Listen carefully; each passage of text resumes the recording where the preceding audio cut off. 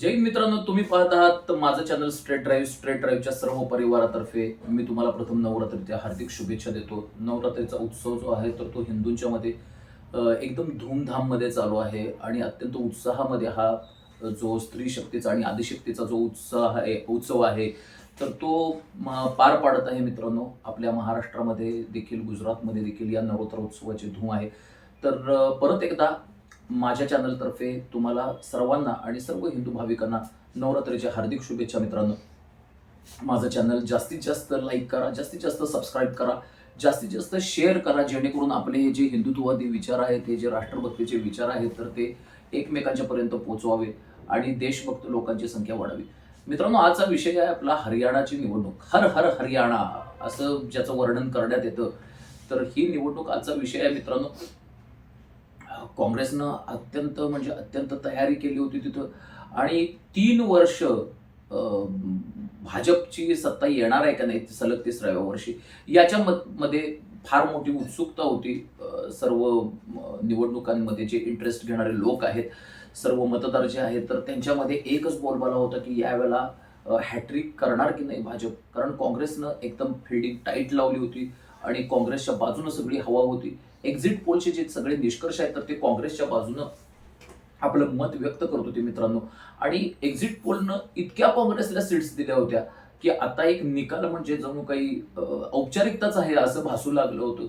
आणि प्रत्येक जण निकालाची वेट देखील करत नव्हता, कारण निकालाची काय वाट बघायची. आता एक्झिट पोलनं निकाल तर दिलेलाच आहे, काँग्रेस सत्तेवरती येणारच आहे असं भाजपमधल्या सत्ताधुरीनं देखील हरियाणामधल्या वाटत होतं.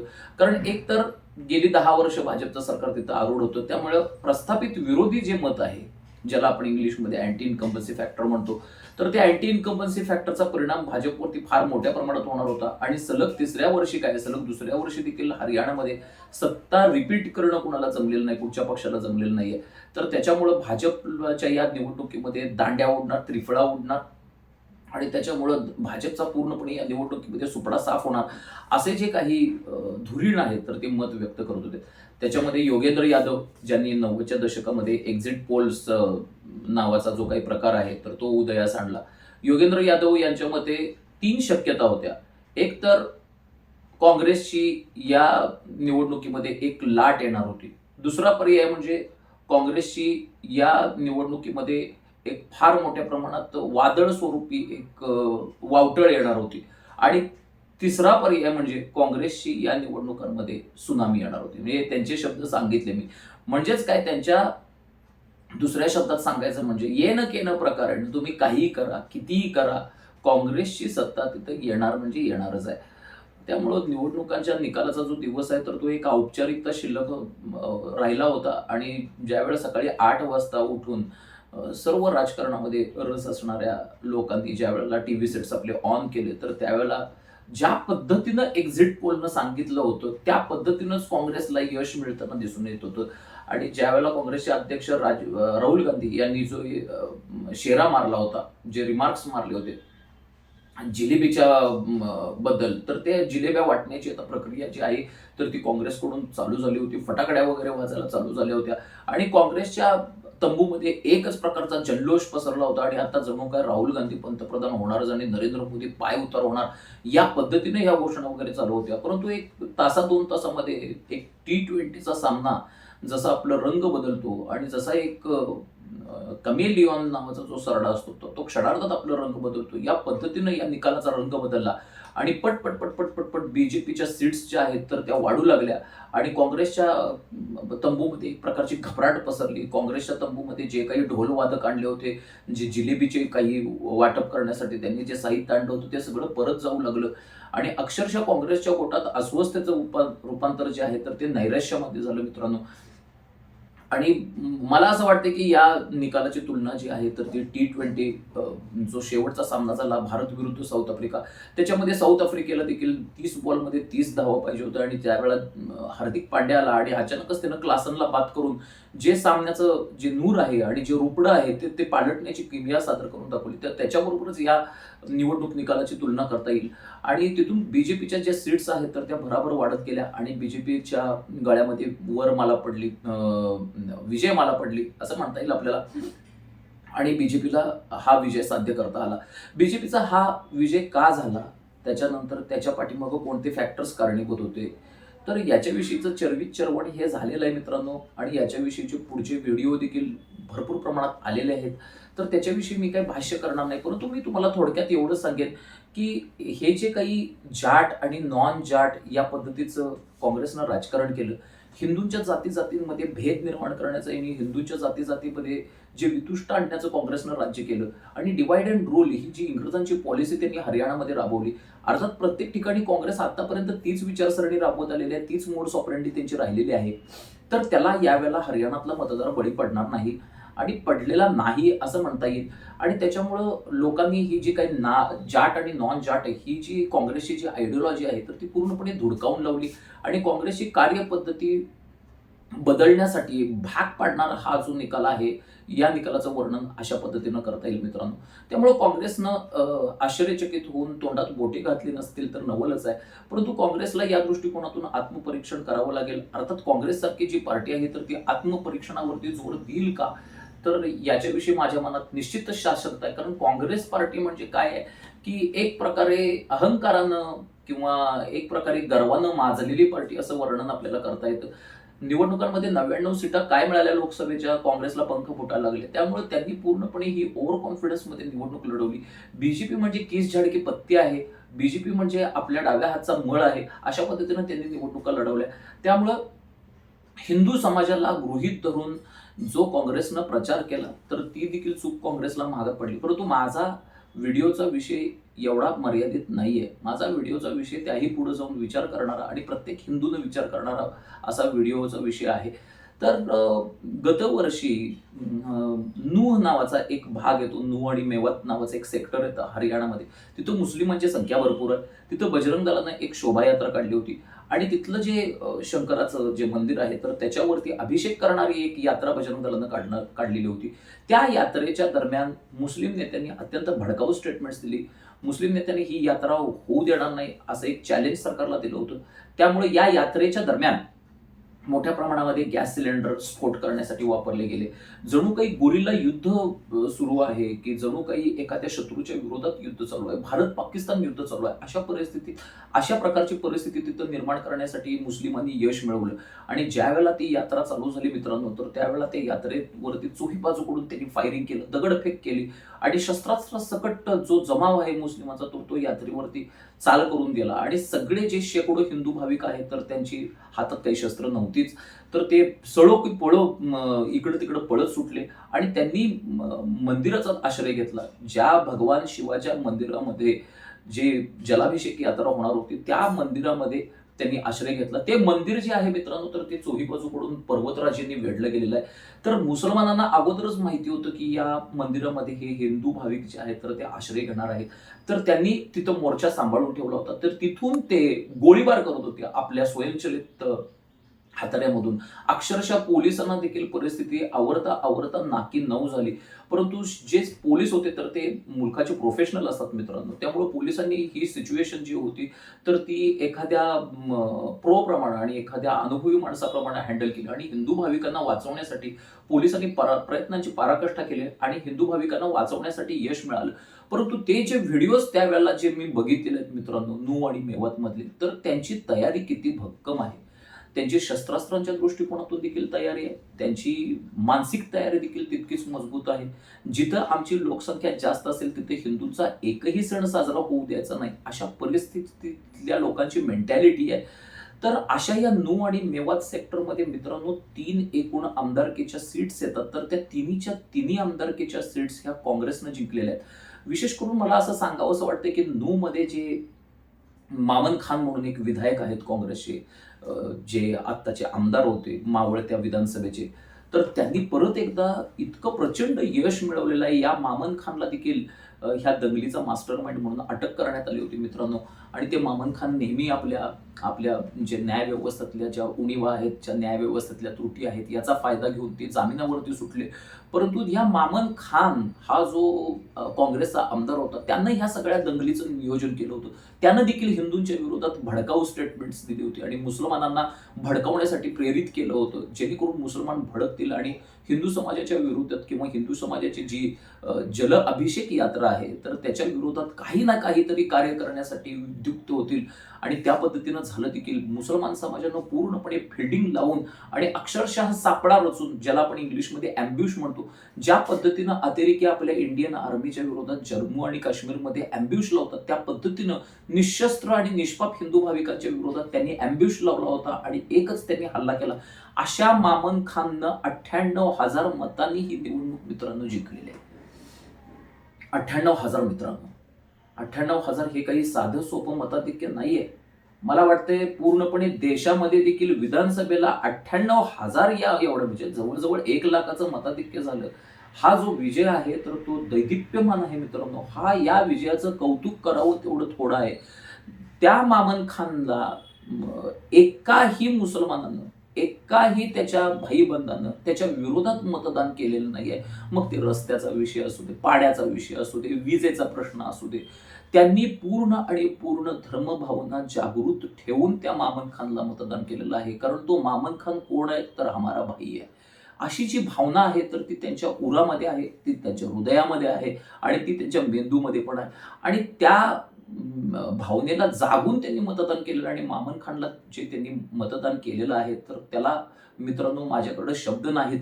आणि त्यांची एकजूट, त्यांचा एकोपा आणि त्यांचा जो होड जिहाद नावाचा जो काही कार्यक्रम आहे तर तो त्यांनी प्रचंड प्रमाणामध्ये एक्झिक्यूट केला आणि अत्यंत ॲक्युरेटली एक्झिक्यूट केला. आणि मामन खानला फार मोठ्या प्रमाणात मतं जी दिलेली आहेत आणि त्याच्यामुळे मामन खान हे विक्रमी मताधिक्याने निवडून आलेले आहेत.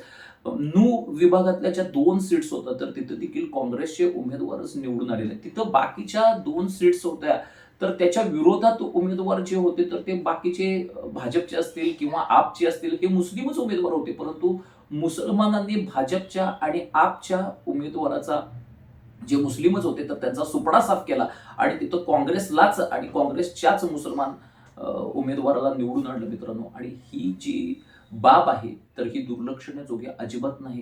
काँग्रेसनं स्वतःच एक जाहीर केलं होतं 5-6 वर्षापूर्वी. काँग्रेसचे अध्यक्ष राहुल गांधी जे आहेत तर त्यांनी स्वतः एक स्टेटमेंट दिलं होतं की काँग्रेस ही मुस्लिमों की पार्टी आहे. तर काँग्रेसनं आत्तापर्यंत जे काही केलेलं आहे तर ते मुसलमानांच्यासाठी सर्व केलेलं आहे.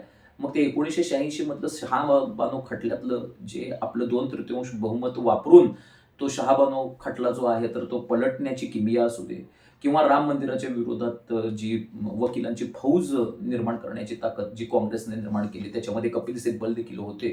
त्याच्यानंतर सेतू समुद्र प्रकल्पाच्या विरोधात काँग्रेस सरकारनं एक सेतू समुद्र प्रकल्पाच्या बाजूनं म्हणता येईल काँग्रेस सरकारने एक रीट दाखल केला होता. त्याच्यामध्ये त्यांनी असं म्हटलं होतं की Prabhu Shriramchandra is a fictional character. ते म्हणजे एक फक्त काल्पनिक कॅरेक्टर आहे, त्याचा वास्तवाशी कुठल्याही प्रकारे काहीही संबंध नाहीये. आणि अशा पद्धतीनं काँग्रेसनं आतापर्यंत हिंदूंच्या विरोधात राजकारण केलेलं आहे. मला एक कळत नाही की ह्या हिंदूंच्या समोर काँग्रेसचा हा मुसलमानी किंवा हा मुस्लिम चेहरा असताना हे हिंदू काँग्रेसला मतदान करतातच कसे. नुकतंच राहुल गांधी यांनी प्रतिपादन केलं होतं की Muslim League is a secular party, it is not communal party. हे परराष्ट्र दौऱ्यावरती त्यांनी असताना वक्तव्य केलं होतं. एका अमेरिकेच्या पत्रकारानं त्यांना प्रश्न विचारला होता की तुमची मुस्लिम लीग बरोबर केरळमध्ये आघाडी आहे, त्याच्याविषयी तुम्हाला काय म्हणायचं आहे. तर तुमच्यावरती असे आरोप होत आहेत की तुम्ही जात्यंध पक्षाबरोबर युती करतायत. तर त्यावेळेला राहुल गांधी यांनी हे स्टेटमेंट दिलं होतं. तर त्यामुळं मला असं म्हणायचं आहे की राहुल गांधी यांच्या काँग्रेस पक्षावरती मुसलमानांनी जेवढं प्रेम केलं असेल तर त्याची प्रेमाची तुलना ही जगातल्या कुठल्याही प्रेमाबरोबर करता येणार नाही. मी म्हणतोय की व्हॅलेंटाईन डेला ही लोक एकमेकांना फुलं जरी देत नसतील, एक काँग्रेस आणि मुसलमान आणि काँग्रेस ही एकमेकांच्या बरोबर व्हॅलेंटाईन डे तेवढा साजरा करायची बाकी राहिलेले आहेत.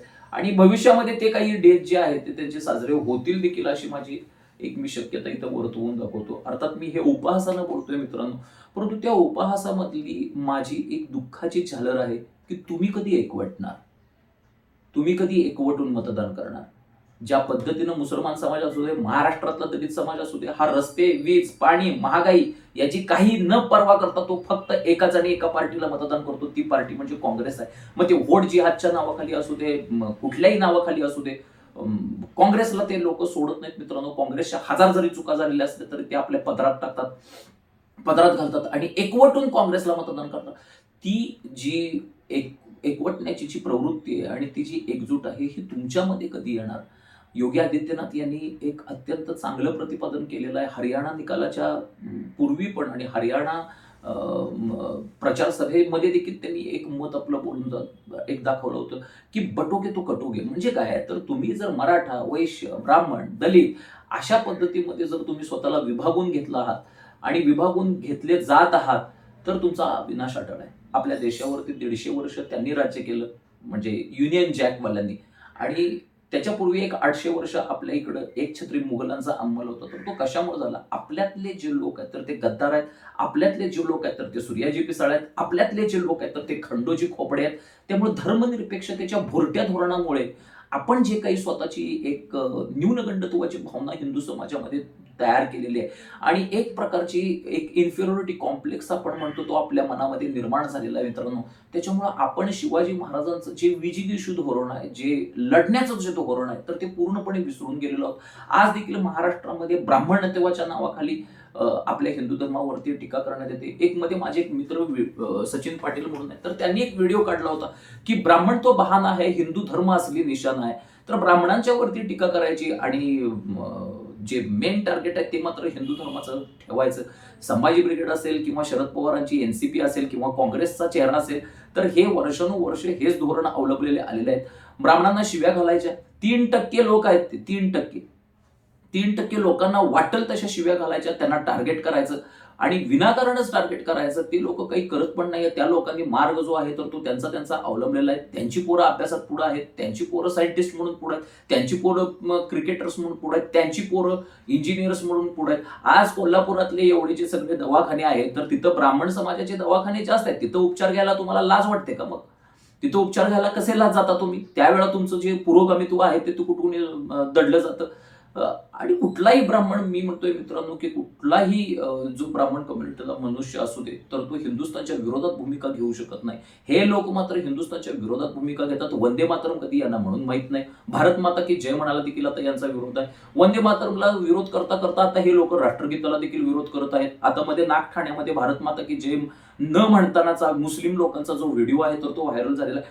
तर मला या निमित्तानं असं म्हणायचं आहे की तुम्ही एकजूट कधी होणार? एक होऊन तुम्ही मतदान कधी करणार? जर ते लोक आणि दलित लोक जर काँग्रेसला मतदान एकवटून करत असतील, दलित बांधवांच्या देखील एकजुटीचं मला आश्चर्य वाटतं.